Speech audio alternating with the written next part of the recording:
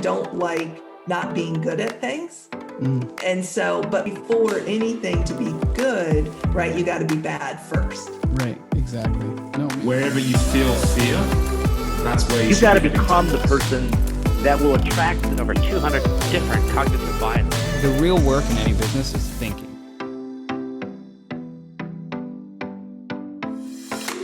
Well, hey, everybody. Welcome to the NNPD podcast on finding leadership within. We are so excited to have another amazing leader on the show. And for those of you, if this is your first time on the show, my name is Cody DeGraff, and I'm here with my co-host, Gabriel Klingman. What is up, fam? Welcome to the NNPD show. We are so excited. Today, we got Callie. This is going to be a blast. As always, show her some love. Hit that like button. If you get value from this, hit subscribe. Get notified when the next one. Right back to you, Code. Like Gabe said, we are so excited because we have Callie Teegardin here now with us. And just a little bit about her. So she is a successful network marketer who has specialized in helping sales professionals and business owners with their network marketing skills and just kind of lifting them up and taking them to new heights in their own businesses. She's got a phenomenal story. I cannot wait to listen to her talk about that. But she's just full of wisdom regarding the network marketing industry, and she is very successful with it and has done super, super well. So I really cannot say enough about the woman. So thank you so much, Callie, for coming on the show. How are you doing? I am doing great. Thank you for that wonderful and amazing introduction. I'm so excited to be here with you and Gabe. Yes, absolutely. And, so what we like to do to kind of get started in the show is we like to do this thing called the 5 random, where we basically ask you 5 completely random questions, totally irrelevant to the profound portion of this interview. So are you down to do that with us? I'm down to do that with you. This should be interesting. All right, here we go. This is one of my favorite parts. Yes. All right. So the first question is, if you had a choice, would you rather go scuba diving or in a tropical ocean or blazing the safari? Scuba diving in a tropical ocean. Nice. Ooh, okay. I am the opposite. I'm terrified of the ocean, terrified of sharks. That sounds like a nightmare, but I'm glad someone enjoys it. Good for you. If you had a choice to be one of the superheroes, which one would you be? We got Wonder Woman, we got Elastigirl from The Incredibles, and we got Captain Marvel. Wonder Woman. Ooh, okay. Over Captain Marvel. Over Captain Marvel, yeah. Wonder Woman, she's pretty BA. I mean, they're all pretty BA, but like, okay, to each their own. That's a Callie thing right there. If you were stranded in the desert, but you had to choose between these particular fast foods, would you choose the White Castle? Would you choose Chick-fil-A or McDonald's? Chick-fil-A, but I just had White Castle for my first time the other night. I've never had it before, honestly, because we don't have those up in Maine. Yeah, totally that's true. Chick-fil-A. Yeah, I feel that. If you had the choice to hang out with Tiger Woods or Michael Jordan for the day, which would it be? That one's hard. I grew up playing basketball and now I play golf. Ooh. Michael Jordan. I have Michael a feeling Jordan, Cody knew that about you, and that's why he wrote that one. I'm with you on that 100%. All right, okay. And if you had a chance to go on an adventure with a Disney character, which Disney character would that be? I don't even know. There's so many different ones. I know, right? Yeah. Who would I go? Wow, I'm stumped. I mean, you got Cinderella, you got Aladdin. I mean, you got all kinds of amazing people they're all adventures, right? Ariel since I'm a scuba diver. Since you're the scuba diver, yes. Tying it all in. That's fantastic. Well, that is awesome. I always feel like I love that first 5 random because you always get to know people. But I like to really get to know people. I like human connection. So let's dive right in. What is your story? How did you become the person that you are today? What is my story? Wow. So I grew up in a very small town in Indiana. And I know, Cody, we've got that in common. We are Hoosiers. And I literally had a graduating class of 50 something, and it was a public high school. So I was able to do everything. I mean, when there's only 200 in your high school, you get to try everything. You get to be in all the sports and all the activities. And so it made me very outgoing. I'm already outgoing, but I've always got to try things. And I love adventure. I went on my first international trip, was a French club trip to France. And so I think what makes me is I've always been very driven, but I have this love for life and adventure. And I didn't really want to get stuck in anything. I always knew I was an entrepreneur. I went in the corporate America first, really to learn. But when I got in there, I was like, okay, there's got to be more to life than 12 days of vacation a year. And so that thought is a big driver in everything I do and a lot of the decisions I've made throughout my career and throughout my life. Wow. Come on. That's Come amazing. on. And when did so you got started in network marketing? How long ago was that? 2006, I first got involved in network marketing. Yeah, that's amazing. That's super cool. And, I was watching a video of yours on your website. And I want to let all of our viewers know that, if you guys want to follow Callie, check out her website. We will leave it in the link in the description below. But she has some amazing videos, some trainings that she's done. But there's a video that you have on the header that was super cool. And one of the things that I pulled away from that, you talk about this concept of the I am statements. Do you know what I'm talking about there? I do. Yeah. And do you mind just kind of expanding on what is the importance of the I am statements and how did that impact your life? Yeah, the I am statements, our founder of the company I'm with, he actually does a workshop. And part of this is the I am statements. And it's writing down what you believe yourself to be, your future self. Like I am at the top of my company, right? It could be things like that, but it could also be things like I am amazing. I am living my best life. And so it's about really putting the story in your mind before it happens, right? That we are very much create what happens in our lives. And so by what you focus on is what you create. So the I am statements are, you write them and then you read them every day to try to put them as your most dominant statements in your life. Yeah, that's amazing. And so basically what you're saying is like that self-proclamation actually kind of affirms your identity that you want to have for yourself. Exactly. Yeah, that's Come beautiful. on. That's so Love good. that. Yeah, no, it's so true because I think in this industry, you have a lot of people that want to tear you down. It's almost like they don't want you to succeed to some degree. And they say things that would go against the grain of those I am statements that you want to put into yourself, right? Yeah, I definitely think so. And I think, we all come into this business at a level, and as you go through different success, your friends may change, things may change. And I don't think people really want bad for us. They just want you to stay like you are because they know if you change, that friendship's going to change. And so I think there's fear from people. And so it's like crabs in a bucket. They're trying to keep you down with them. Not that they don't I don't think people are bad in that way. I just think it's what's known, it's what's comfortable. Yeah, that's so good. That makes so much sense. So in some of your videos, you've talked about there's 3 specific things that you need to incorporate into your life and to the journey of your business. That's being happy, connected, and authentic. So can you explain some of the importance of these and why you chose those 3 things? Yeah, I love that. Be happy, authentic, and connected. So it goes back to, I was really stuck in my life and in my network marketing business. It was early 2010, 2011, 2012, somewhere in there. And I was actually working with a coach and he asked me to define success, right? That once I was successful, what would my words be?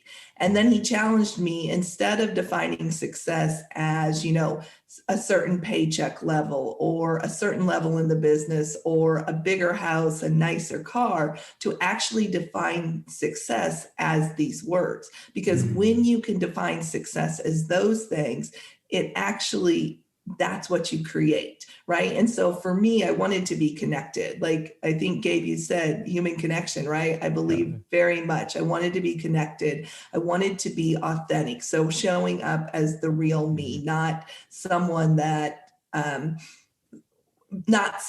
other people think I should be. And then being happy, right? Finding that joy, finding that happy. I believe happiness is truly a choice. And one of our goals every day should be to find that happiness, to find that joy.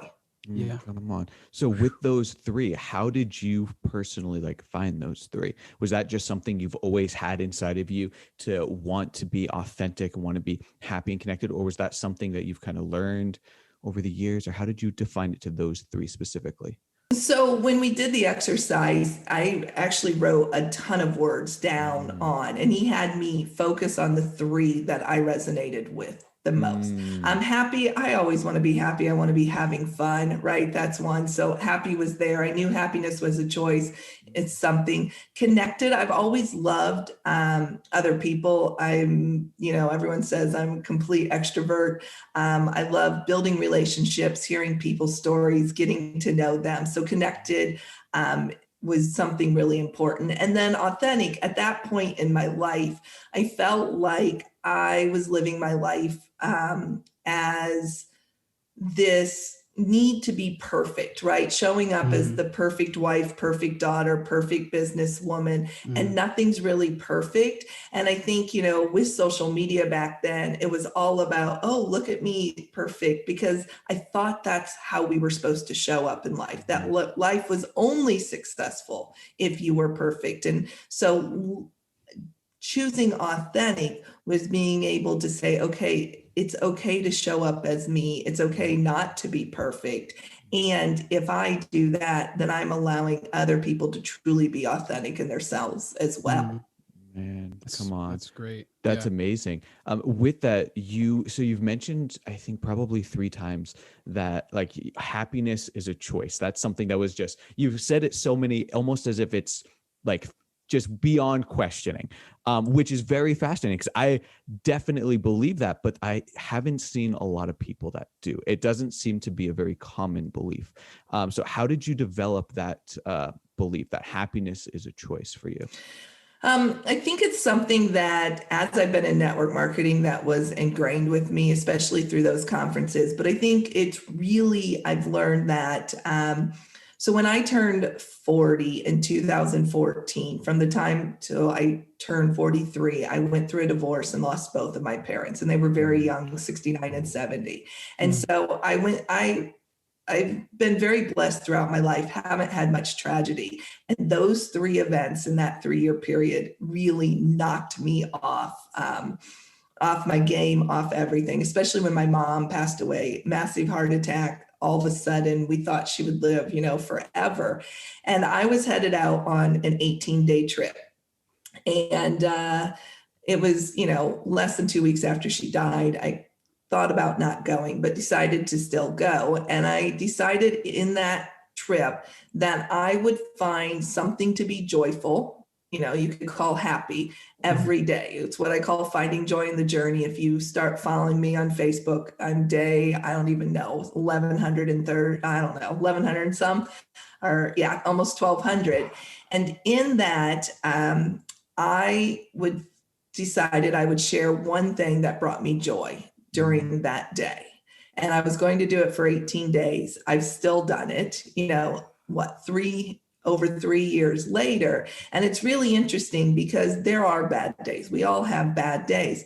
But I believe if you can focus something to find joy in every day, some kind of happiness, it actually changes how you think. It changes how you look at life. And it's truly been life-changing for me in this journey. Wow. That's amazing. Gabe, this is the reason why I love Callie. I seriously, amazing. because she this is true about you. I really believe it. I've done my research and you really do just ooze of joy. It's just constantly, something that you're always seeking out and you're just pushing forward within people. And I see that in your videos. I see that in your posts. And I love that about you. So I really appreciate you encouraging people to be that way. So I want to kind of dive into some more questions that are kind of more personal regarding your network marketing business.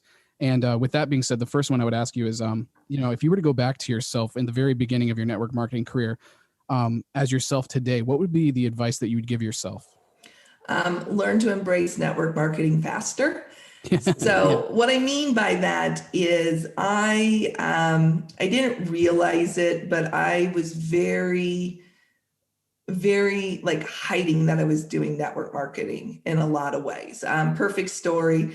I had a mentor come in. He was with our company at that time. He did an event. I took him to the airport, and on the way there, he asked me where I went to college, and I said Notre Dame. And he said, so why don't you get up there and say, I went to Notre Dame, I choose network marketing, and enough said.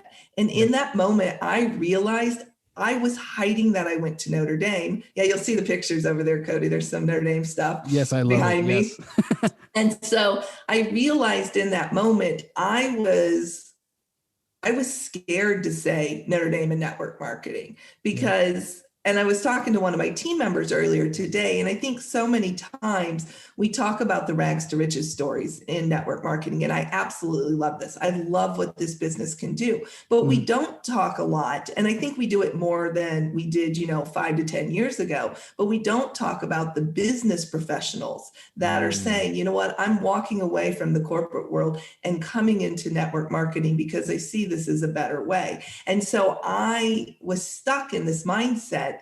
I remember my parents never truly understood network marketing. My ex-husband did it. And they would be like, you went to Notre Dame. Why are you doing this? And so I had this blueprint in my mind that Notre Dame grads didn't do network marketing. And if I could change anything and tell myself was to embrace your education along with this profession, because that did hold me back for a long time. That's so fascinating. That's so fascinating. You mentioned that we're starting in the network marketing industry. We're starting to share more about the business professionals that are getting into it. That is, when you said that, all of these lights started to click, specifically because I think this is interview, God, I think we're at the number like 25 or right around there, that we've done in the last like 2 or 3 months. And almost every single one there's been a few rags to riches, like 2 or 3, but most of them have been from business professionals, people who came from either running their own business or from corporate, saw the incredible opportunity and decided to take that step and make that transition, which, like you said, isn't something that network marketing really talked about not much 5 years ago. Exactly. And I think this is an amazing profession, but we need to share all the stories. And I love that you guys are sharing these stories, because what I find is when you see someone in the profession, they don't even have to be in your company, in the profession that has a similar background and they've been successful in the business, you can say, okay, I can do that. I can look up to that person. I get it. Absolutely. With that being said, so to transition from business professional, right, to network marketing, you even said yourself, like you were hiding, there was something uncomfortable about that.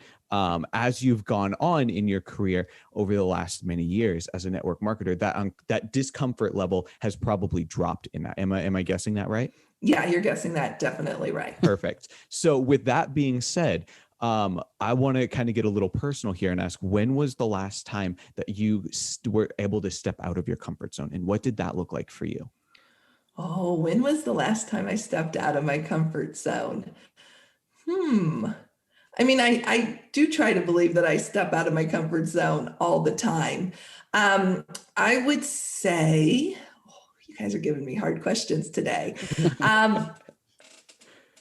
I'm trying to think of a business one. It doesn't have to be. It can be anything that comes to mind.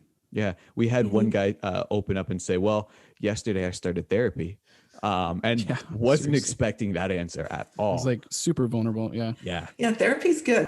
I've done therapy. Helpful, right? That's good. I would say stepping out and playing golf was definitely out of my comfort zone. Nice. So because I traveled a ton pre-COVID, my husband lives in England. We're in the immigration process. We traveled the world in 2019. When the pandemic hit, I was like stuck at home. I needed something to do. And I had friends that played golf and I started playing. And I think, part of that comfort zone is starting with a sport that I'm really not very good at. And there's so many things along with golf and network marketing that as you practice more, like my score hasn't come down as fast as I want it. What's your best score? 106. Nice. So 112s this weekend. And that's good for me. But it's like, it's putting it all together. And that, like this weekend, on Sunday, there were 2 holes and I got super frustrated. I double parred both holes. And, I know that frustration actually is not going to help me. It's just going to make it worse. So to literally, I think part of stepping out of that comfort zone is saying, okay, you have to relax. Like you've got to let go of the last hole as you walk up to the next hole. And I think that's so relevant in network marketing, right? Yeah, If you swing too hard, you're not going to hit the ball as far as if you could swing lightly. When you try too hard in network marketing, you're not going to do as well as if you step back, take a breath, right? No one wants you in their face constantly sharing this, right? You don't have to be all over social media talking about your product. People want to deal with someone that's real and authentic, right? Show up real and authentic. Don't try so hard. Also, if you get frustrated, right, you've got to step back. Maybe someone that you thought was going to say yes ended up saying no, and you can't take that into your next call or your next meeting. And so golf has definitely been a little bit out of comfort zone just because I don't like not being good at things. And so, but before anything to be good, right, you got to be bad first. Right. Exactly. No, man, what a beautiful metaphor too. And it actually reminds me, I'm imagining that this metaphor might be in your book that you're writing. Is that true? I'd like to hear. You think that we might be able that one, I think that one would be a good one in there. I haven't written that one, but I did write a little bit about that in my Joy of Journey not too long ago. So, you never know. I would absolutely. Do you mind actually giving us a little bit of a sneak peek on what you have been writing? Because I know that you've said in the past that you've actually been working on something. Yeah, I am working on a book. The book is about letting go of this need, and we talked about it just a second ago, this need of being perfect and acting like you're perfect in your life. And this need of, I said it, being the perfect daughter, the perfect wife, I'm not a mom, but a perfect mom, right? We think we have to do things to be this perfect person and that everyone else around us is perfect. I think, the big lie out there is none of us are perfect, but if we all try to show up as perfect, it doesn't work.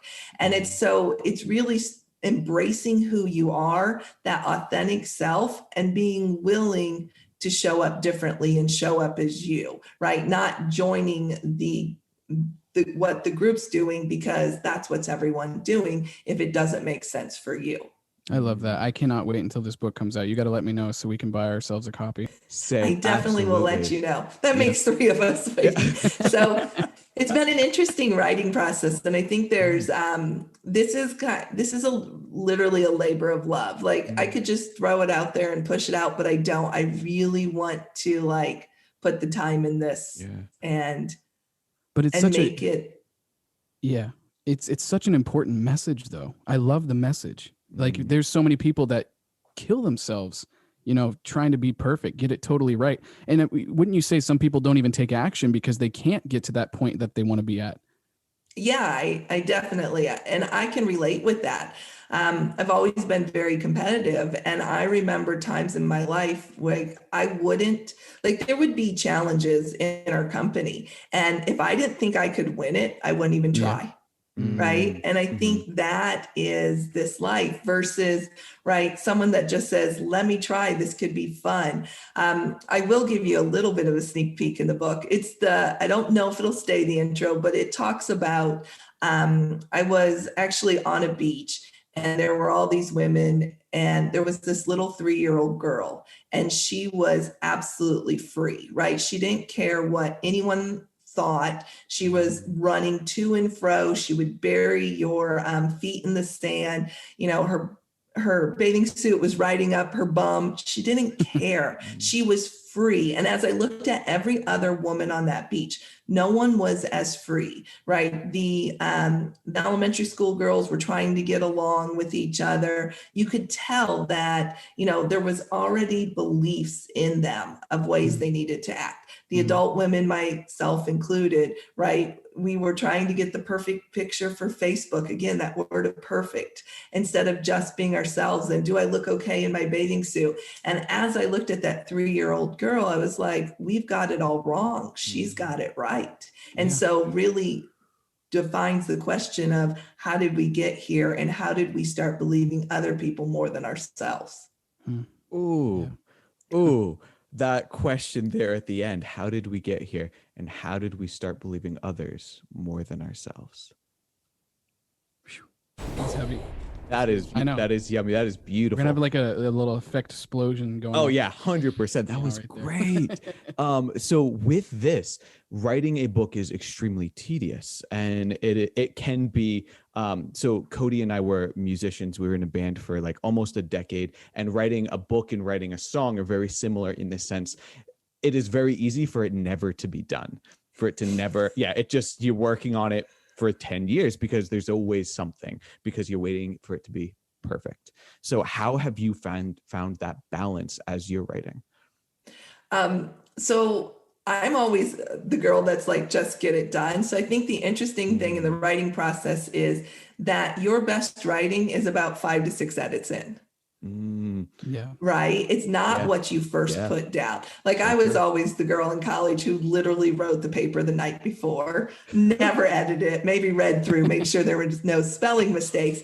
And now that I'm working on the book and I've been working with a coach, I've actually used her with other things, but I needed someone to kind of hold my feet to the fire, keep me accountable. And she was moving into writing coaching. It was perfect timing. It's really interesting to watch what, you take a piece and then how it evolves. And so I saw that, right? I'm an author in an upcoming book, and my chapter literally went through 6 edits, but the 6th edit was better. And yes, you do have to finally say, okay, this is good enough, right? And push it out there. So I do think it's that fine balance. And I've been reading some books about writing, and one of the authors just talked about that. Yeah. Smart. That's so good. Okay. Love that. So I want to take us in a very different direction. Recently, I think you know what I'm about to say. You got on a private jet with Jordan Adler and a bunch of other network marketers. I've been seeing the photos and I'm so jealous. It looked like a blast. First question regarding that, what was your favorite thing about that experience? And then I have a second question.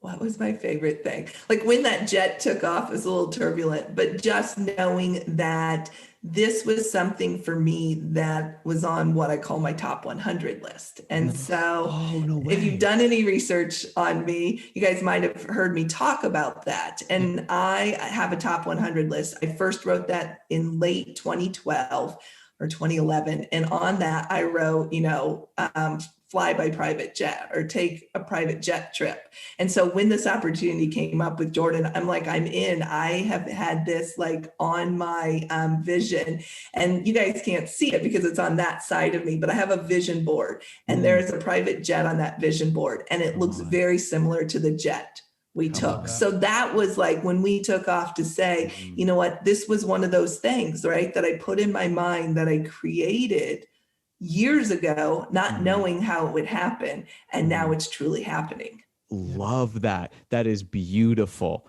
Beautiful. Thank you. Thank you. Follow-up question. So you mentioned this concept, not today, but elsewhere. You mentioned this concept of being a dream broker. First, what is that? And then how is that relevant with network marketing? Right. So Dream Broker really gotten that one from Jordan Adler, who you guys had on your show. But yeah, and I believe big in dreams. I believe that we stop dreaming. I think that's part of that. How did we get here? We stop dreaming. We start believing people tell us we can't do things. And I started dreaming big again with making that list. I talk about my top 100 list. I got the idea from Coach Lou Holtz.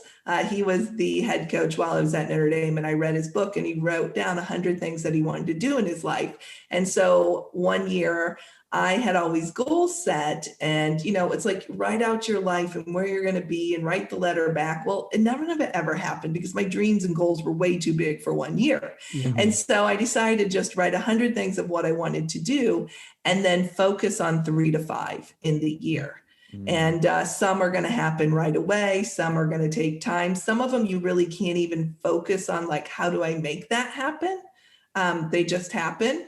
And so am a big believer in dreams and dreaming big, because you don't know what's going to happen in life. But if you can continue to put that story in your mind, amazing things can happen. Wow, man. Thank you for sharing that. That's so good. And I think people need to hear that too, because that really motivates people and keeps that why going, I'm sure, in a massive way. Man, we only have a couple more questions, and I wish that we had so many more, because you're such an awesome person to talk with. But we like to ask these two last questions with all of our guests. And so the first of the two is if you were on your deathbed and you had all the people that you love that are around you, and you're in your last moments, what would be the final piece of advice that you would give to those around you? And by the way, this doesn't have to be at all relative to anything that we've talked about, just whatever is the most valuable piece of information that you would give to those around you. I would say live your life without regrets, right? So if you get the chance to do something and you want to do it, go do it. And I learned that my parents died at 69 and 70. My mom, unexpectedly, I said that. And so you never know when your last day is going to be. Yeah. And so if there's something that an opportunity comes up, and in a story that I talked about the top 100 list, and I had See the Pyramids and Dive the Red Sea on that list. So cool. And I got the opportunity, and none of my friends wanted to go with me. And it was through a dive store. And so I ended up deciding, you know what, it's on my list, so I'm going to go. That was the trip that I met my husband. And had I said no, my life would be very different. And so Seriously. I would tell people, that's why you want this list of things you want to do and dream big, because don't live your life with regrets. Just go do what you dream of. Come on. I have to say that was probably the fastest anyone has ever answered that question. We usually get a lot of, oh, well, I don't know. And a lot of questioning. You knew exactly what you wanted to say. You prepared. That was beautiful. You spent a lot of time thinking about this. Thank you for that. Thank you for You're that welcome. answer. So last question of the interview, Callie, what is next? We've officially entered 2021. What is next for you? What's coming up on the horizon? What is next? So we've got a lot going on as a company this year. So a lot going on, team building. The book, of course, is next.